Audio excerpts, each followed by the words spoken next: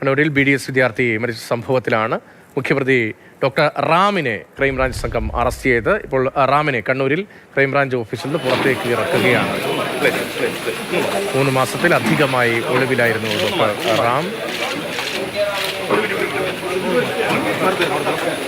കർണാടകത്തിലും ആന്ധ്രയിലുമായി ഒളിവിൽ കഴിയുകയായിരുന്നു നേരത്തെ ക്രൈംബ്രാഞ്ച് SP വ്യക്തമാക്കിയിരുന്നു. കർണാടകത്തിലെ കുടകിൽ നിന്നാണ് റാമിനെ പിടികൂടിയത്.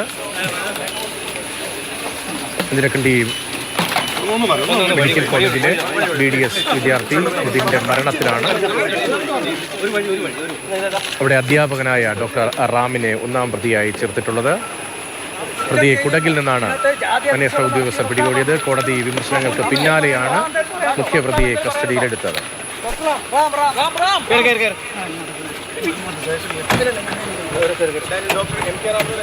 രാവിലെ അറസ്റ്റ് രേഖപ്പെടുത്തി അതിനുശേഷം ഇപ്പോൾ മറ്റ് നടപടികളുടെ ഭാഗമായി പുറത്തേക്ക് കൊണ്ടുപോവുകയാണ്. വൈദ്യപരിശോധന ഉൾപ്പെടെ നടത്തേണ്ടതുണ്ട്, കോടതിയിൽ ഹാജരാക്കേണ്ടതുണ്ട്, തുടർ നടപടികൾ സ്വീകരിക്കേണ്ടതുണ്ട്. ഇപ്പോൾ പ്രത്യേക അന്വേഷണ സംഘം ആണ് ഈ കേസ് അന്വേഷിക്കുന്നത്. ക്രൈംബ്രാഞ്ചിന്റെ സംഘമാണ് ഈ കേസ് അന്വേഷിക്കുന്നത്. കണ്ണൂർ ക്രൈംബ്രാഞ്ച് ഓഫീസിൽ നിന്നാണ് ഇപ്പോൾ റാമിനെ പുറത്തേക്ക് കൊണ്ടുപോകുന്നത്. CK വിജയനുണ്ട്. വിജയൻ, ഇനിയുള്ള നടപടികൾ എങ്ങനെയാണ്? ചോദ്യം ചെയ്യൽ, ആദ്യഘട്ട ചോദ്യം ചെയ്യൽ പൂർത്തിയായി കാണുമല്ലോ. ഇനിയുള്ള നടപടിക്രമങ്ങൾ നേരെ വൈദ്യപരിശോധനയ്ക്ക് കൊണ്ടുപോകും. വൈദ്യപരിശോധനയ്ക്ക് ശേഷം Kannur judicial first class magistrate 2 കോടതി, രണ്ടാം കോടതിയിൽ അദ്ദേഹത്തെ ഹാജരാക്കുകയും ചെയ്യും. ഇതാണ് ഇനിയുള്ള ഔദ്യോഗികമായ നടപടികൾ.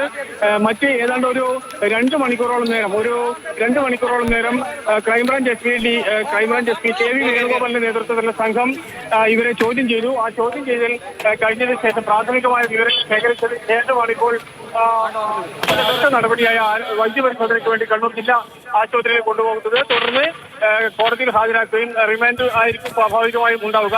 അതിനുശേഷം കൂടുതൽ ചോദ്യം ചെയ്യുന്നതിന് വേണ്ടി കസ്റ്റഡി അപേക്ഷ നൽകും. ആ കസ്റ്റഡിയിൽ കിട്ടിയതിന് ശേഷമായിരിക്കും ഒരുപക്ഷെ തെളിവെടുപ്പിന് വേണ്ടി അഞ്ചരക്കണ്ടി മെഡിക്കൽ കോളേജിൽ ഉൾപ്പെടെയുള്ള സ്ഥലത്ത് കൊണ്ടുപോവുകയും അതിന്റെ ബാക്കി നടപടികൾ പൂർത്തിയാക്കുകയും ചെയ്യാം. ഏതായാലും ഏറെക്കാലമായി പോലീസിനെ സംബന്ധിച്ചിടത്തോളം, ക്രൈംബ്രാഞ്ചിന്റെ പ്രത്യേക അന്വേഷണം സംബന്ധിച്ചിടത്തോളം വലിയ തലവേദനയായിക്കൊണ്ടിരുന്ന ഈ കേസിൽ ഇപ്പോൾ അന്വേഷണം ഒരു പരിധിവരെ മുന്നോട്ട് പോയി. മാത്രമല്ല, ഏറ്റവും പ്രധാനപ്പെട്ട പ്രതിയായ ഡോക്ടർ MK റാമിനെ പോലീസ് പിടികൂടാൻ വേണ്ടി കഴിഞ്ഞു. ഇന്ന് രാവിലെ കുടകിൽ വെച്ചാണ് പിടികൂടിയത്. ഉടൻ തന്നെ കണ്ണൂർ ക്രൈംബ്രാഞ്ച് ഓഫീസിൽ എത്തുകയും അതിനുശേഷം മറ്റ് നടപടികൾ, അതായത് ചോദ്യം ചെയ്യൽ ഉൾപ്പെടെയുള്ള നടപടികൾ ആരംഭിക്കുകയും ചെയ്തു. പ്രധാനമായും ആത്മഹത്യാ പ്രേരണ എന്നതാണ് MK റാമിനെതിരെയുള്ള കുറ്റം. രണ്ടാമത്തെ കുറ്റം ജാതി അധിക്ഷേപം നടത്തി എന്നാണ്. മൂന്നാമത് വിദ്യാർത്ഥികളെ കോളേജിൽ വെച്ച് മോശമായി പെരുമാറി, ബോഡി ഷെയ്മിംഗ് നടത്തി, ജാതിപ്പേര് വിളിച്ച് അധിക്ഷേപിച്ചു തുടങ്ങിയ കുറ്റകൃത്യങ്ങളും അയാൾക്കെതിരെ ചുമത്തിയിട്ടുണ്ട്.